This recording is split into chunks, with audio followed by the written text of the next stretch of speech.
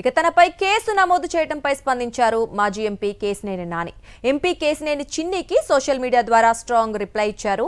బెదిరింపులు, తప్పుడు కేసులకు లొంగే ప్రసక్తి లేదని పోస్ట్ పెట్టారు. ప్రభుత్వ ఆస్తులు, కార్పొరేట్ అక్రమాలపై ప్రశ్నించడం తన ప్రాథమిక హక్కు అన్నారు. చట్ట ప్రకారం రాజకీయ కుట్రలు, అక్రమ కేసులను ధీటుగా ఎదుర్కొని నిజాలు నిరూపిస్తానని స్పష్టం చేశారు కేశినేని నాని.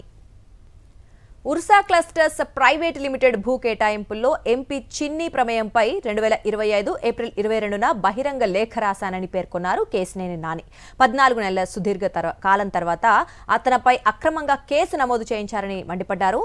ఇక ఇది రాజకీయ పిరికితనానికి, ఆయన పతన అవస్థకు నిదర్శనమని ట్వీట్ చేశారు కేశినేని నాని.